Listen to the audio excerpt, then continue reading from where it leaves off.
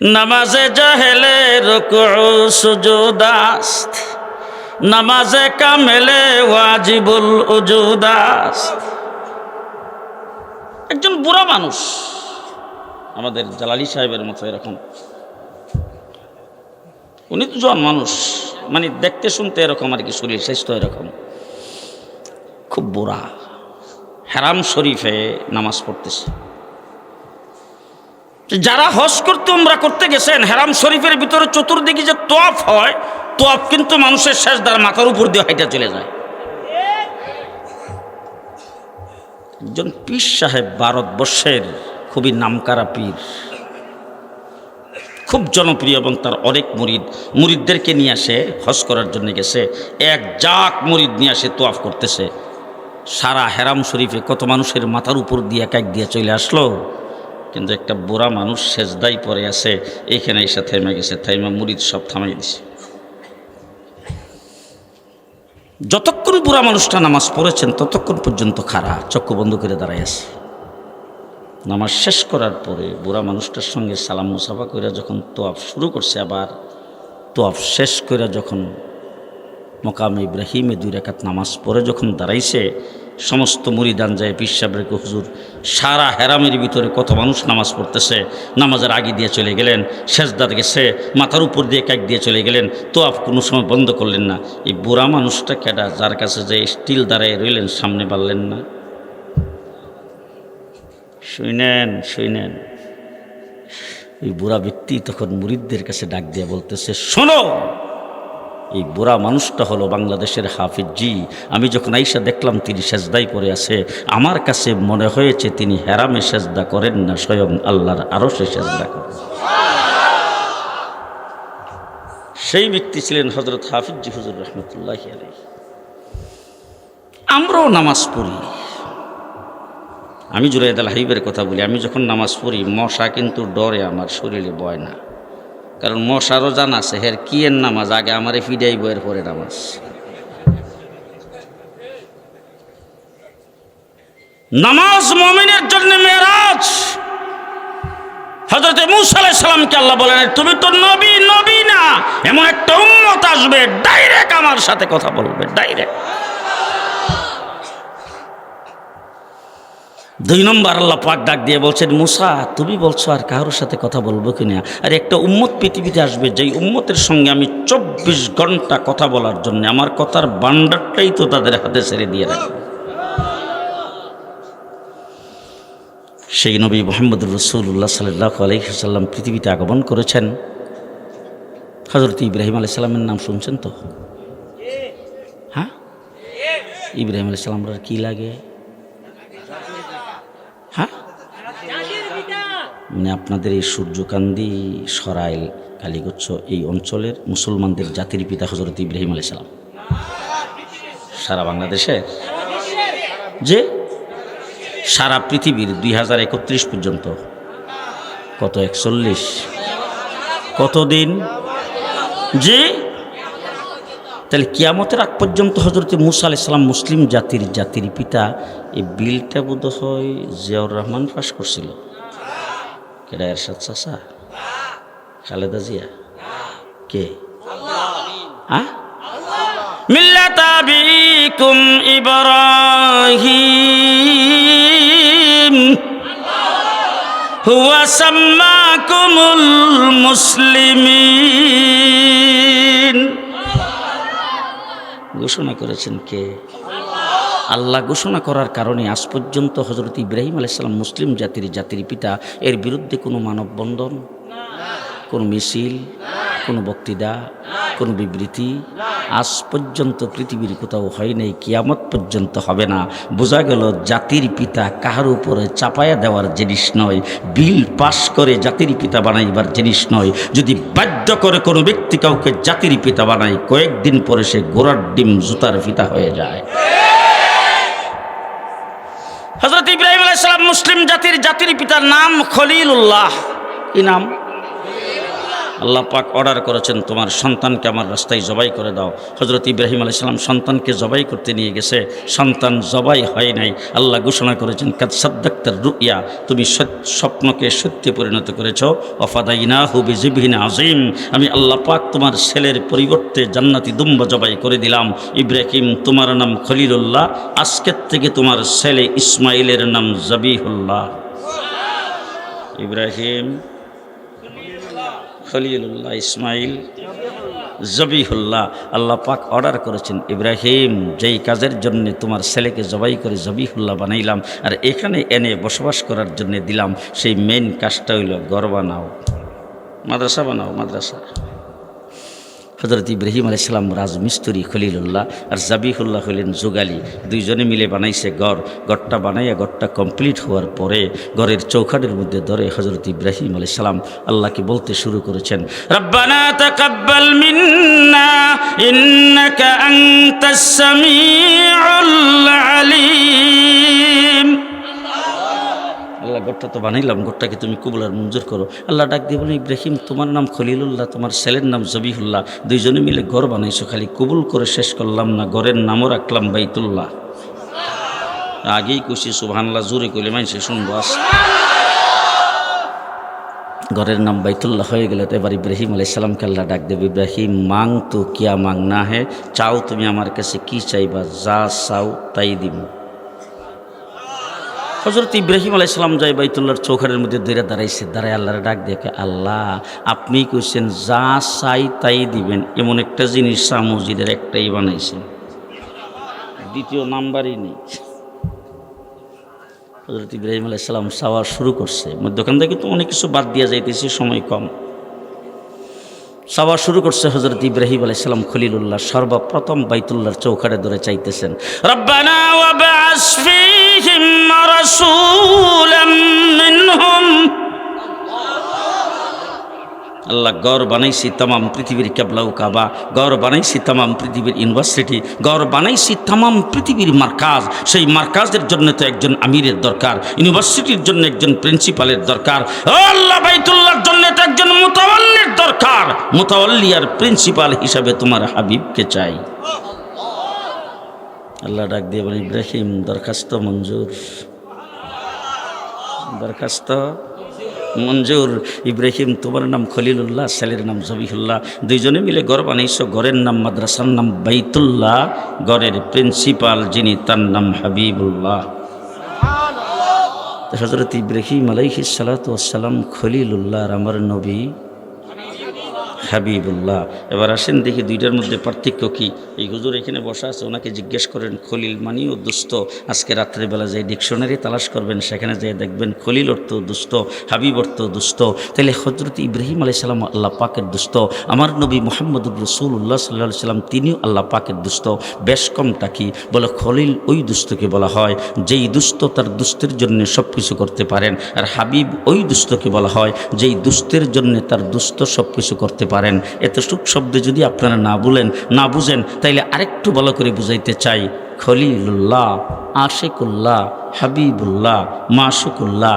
যিনি খলিল তিনি আল্লাহর আশেক, আর যিনি হাবিব আল্লাহ তার আশেক। আরো আস্তে, আরো আস্তে, আরো আস্তে। যিনি খলিল তিনি আল্লাহর আশেক, আর যিনি হাবিব আল্লাহ তার আশেক।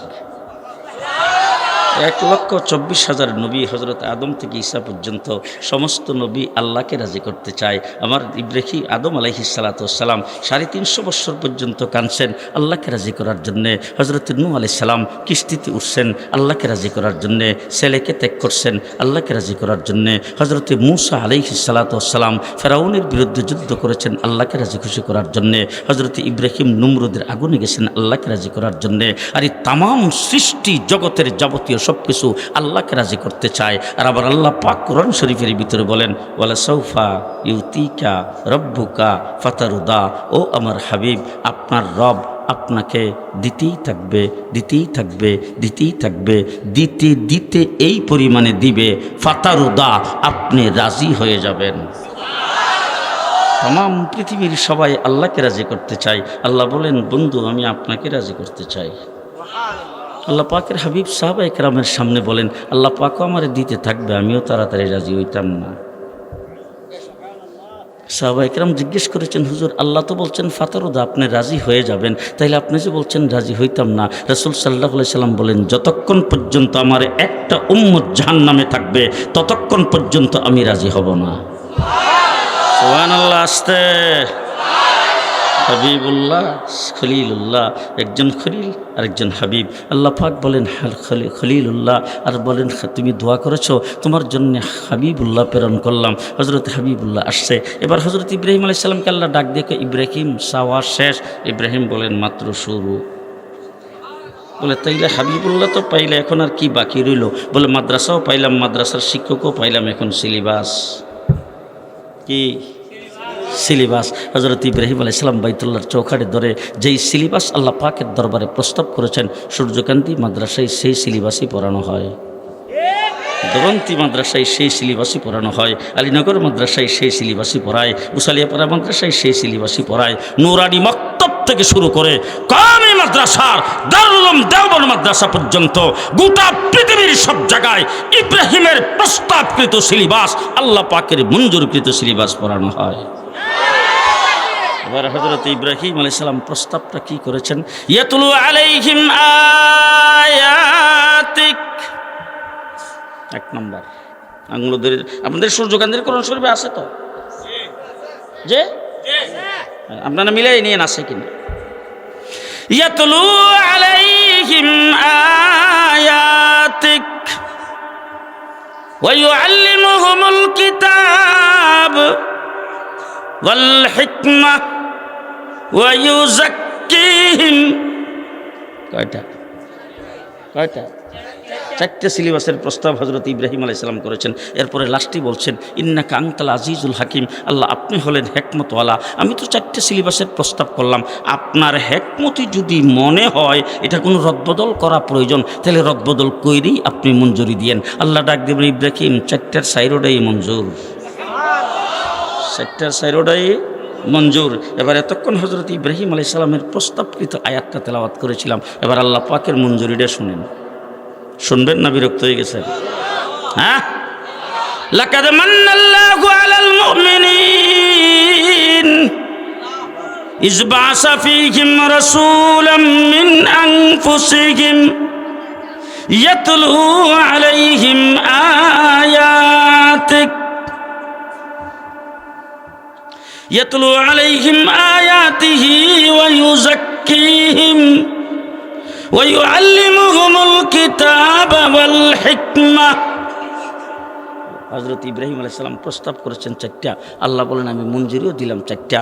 তবে ইব্রাহিম তুমি যে সিরিয়াল বলছিলা সেই সিরিয়ালটার মধ্যে একটু পরিবর্তন করে আমি আল্লাহ পাক জাক্কিহিম, আত্মশুদ্ধি, বর্তন পরিষ্কার, এটাকে 2 নম্বরে আনলাম। তার কারণ হলো নূরানি মক্তবে নাজারা কমপ্লিট করার সাথে সাথে 40টা হাদিস মুখস্থ হবে, 99টা আল্লাহ পাকের নাম মুখস্থ হবে, উজুর সুন্নত, গোসলের সুন্নত, তায়াম্মুমের সুন্নত, খাওয়ার সুন্নত, বসার সুন্নত, উঠার সুন্নত, নামাজের সুন্নত, যাবতীয় সুন্নতগুলি সে কমপ্লিট করার পরে আত্মশুদ্ধিতার সেই জায়গায় হইয়া তার বর্তনটা যখন পরিষ্কার হবে, এরপরে যাইয়া ব্রাহ্মণবাড়িয়া জামিয়াতে ভর্তি হইয়া তখন যখন সেখান থেকে ওই আল্লিমুহুমুল কিতাব ওয়াল হিকমা, হিকমত আর কিতাবের ইলম যখন সেখান থেকে হাসিল করবে, তার দ্বারা ফখরে বাঙ্গালের সৃষ্টি হবে, রইসুল মুফাসসিরিনের সৃষ্টি হবে, মুফতি নুরুল্লাহ সৃষ্টি হবে, শাহজাদুর রহমানের সৃষ্টি হবে, মুনিরুজ্জামান সিরাজের সৃষ্টি হবে, আল্লাহ মাহমুদ শফিয়ার জুনায়েদ বাবনগরী হবে। আল্লাহ পাক যেই 4টে সিলেবাসের প্রস্তাব হজরত ইব্রাহিম আলাইহিস সালাম করেছেন, যেই 4টে সিলেবাস আল্লাহ পাক মঞ্জুরি দিয়েছেন, আপনাদের এই মাদ্রাসায়ও সেই 4টে সিলেবাসই পড়ানো হয়। এবার জিজ্ঞেস করতে চাই, কারেন্টের লাইনটা কোথায় থেকে আসছে? পাওয়ার হাউস থেকে। এখন আপনারা যে কারেন্ট জ্বালান, বিল দেওয়া লাগে না তো? জি, বিল দেওয়া লাগে। বিল যদি না দেন লাইন থাকে না, কেটে যায়। যে লাইন কেটে যায়। তাহলে পাওয়ার হাউস থেকে আপনার ঘরে যে আসলো কারেন্টের লাইন, সেই লাইনের দ্বারা আপনার ঘরের মধ্যে হাওয়া দিল ফ্যানে, তারপরে লাইট জ্বললো, আলো দিল লাইটে, এইভাবে আপনার বিল দেওয়া লাগে প্রতি মাসে। ঠিক তেমনি করে মাদ্রাসা হলো দ্বীন ইসলামের পাওয়ার হাউস। এখান থেকে আপনার ঘরে প্রত্যেক দিন দ্বীনের হাওয়া, দ্বীনের আলো সেই জায়গায় জ্বলতেছে। কারেন্টের লাইট জ্বালাইলে যেমন আপনার বিল দেওয়া লাগে, মাদ্রাসাও আপনাকে চাঁদা দেওয়া লাগে। ওই জায়গায় বিল পরিশোধ করবেন লাইট জ্বলার জন্যে, এই জায়গায় চাঁদা দিবেন দ্বীন প্রতিষ্ঠার জন্যে। কথা কি বুঝাইতে পারলাম? এই যে কথাগুলি আপনাদের সামনে এখন আমি বললাম, এই কথাগুলি আজকে 47 বছর যাবৎ বলতেছি। কয় বছর? 47 বছর যাবৎ বলতে আইসি। তখন আমাদের বড় বড় হুজুররা ছিল, মুফতি ফজলুল হক আমিনী সাহেব ছিল। আপনাদের এখান থেকে নির্বাচন করছেন, নির্বাচন করে আমরা সবাই স্লোগান দিয়া ওনার পেছনে মেহনত করিয়া ওনারে সংসদে পাঠিয়ে দিছি। যে কথাগুলি বাহিরে এখন 47 বছর পর্যন্ত আমি বললাম, সেই কথাগুলি সংসদের ভিতরে বলার দরকার নাই তো? আসতে দরকার আছে? আপনারা যেমন এই জায়গার মধ্যে এখন বসছেন আমার সামনে, আপনারা হইলেন শ্রোতা, আমি হইলাম বক্তা, কথাবার্তা বলতেছি। আজকের এই মজলিসটার কোনো সভাপতি নাই তো? সভাপতি আছে। ঠিক তেমনি করে সংসদে যারা যাবে সেখানে 300-350 আসনে ওই জায়গার মধ্যেও কিন্তু একজন সভাপতি আছে। আজকের মাহফিলের যিনি সভাপতি তাকে সভাপতি বলা হয়, আর ওই জায়গার যিনি সভাপতি তাকে স্পিকার বলা হয়। ঠিক না বে ঠিক? তাইলে ওই জায়গার ভিতরেও কিন্তু একটা মাহফিল, সেই মাহফিলটা যখন ওখানে বসে, সেখানে 300 সদস্য 350 সদস্য যখন বসবে, তাদের সবাইকে হিন্দু যে তাদের সিংহভাগ সবাই মুসলমান। এখন আপনাকে যে কথাগুলি বললাম, সেই কথাগুলিকে তাদেরকে শোনানো দরকার নাই তো? তাদের সেখানে ইসলামের কথা বলা দরকার আছে না নাই?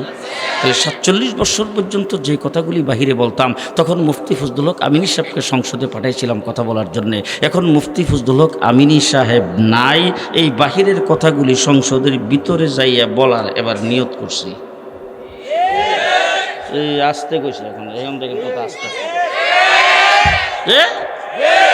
এই সংসদের ভিতরে বাইরে যে কথাগুলি আপনাদেরকে বললাম, এই কথাগুলি সংসদের ভিতরে যাইয়া বলার নিয়ত করছি। যদি আমিনী সাহেব থাকতো তাহলে সেই নিয়ত করা আমার দরকার ছিল না। এখন যেহেতু আমিনী সাহেব নাই, এই জন্য এই কথাটা জারি রাখতে হবে, আজান দুরুস্ত রাখতে হবে, আজান ঠিক রাখতে হবে। এই জন্য আমি সেই কথাগুলি বলার জন্য নিয়ত করছি। আমি আপনাদের জিজ্ঞেস করতে চাই, নিয়ত করলেই কি আমি সেখানে যাইতে পারবো না আপনাদের সহযোগিতা লাগবে? তা আপনারা আমার লগে আসেন তো? কেটা আসেন একটু দেখে লেখুন। ওই যে দাঁড়াই দিয়েছে, এরা হাত উঠেছেন, দেখি আসেন তো। সামনে আর কয়দিন আছে? সামনে আর কয়দিন? 12 দিন পর্যন্ত মাঠটাকেও গরম রাখতে হবে। মানুষের কাছে আমার পক্ষ থেকে সালাম পৌঁছাইতে হবে। দেখি কে কে রাজি আছেন। নসরুম মিনাল্লাহ ফাতহুন করিম। ও হযরত মাওলানা খালিদ সাইফুল্লাহ আইয়ুবী দামাত বারাকাতুহুম, ওই শুনে ওই যে বাপের ছেলে যখন উপযুক্ত হয়ে যায়, তখন ছেলেরে উপযুক্ত বানায়া বাপে কিন্তু অপশন নেয়, বুঝেন নাই খারপা? হযরত মাওলানা খালিদ সাইফুল্লাহ আইয়ুবী সাহেব আমার ছেলে আসতেছে, ফাগরি দিবে। আমার আগে যেই হুজুর এসে ডিস্টার্ব করলাম, হুজুর কই? তো ওই হুজুর ওই যে কথা বলতেছিল খুব সুন্দর, হুজুর কথাগুলি বলতে থাকবে, আইবুল সব আসবে। আর আপনাদের এই যে হুজুর, এই হুজুর এই আজকে যদি একটা ওয়াদা করে ফেলতে যায়, আজকের থেকে মাহফিল সব বাদ, 12 তারিখ পর্যন্ত কোনো মাহফিলে যেতে পারবে না।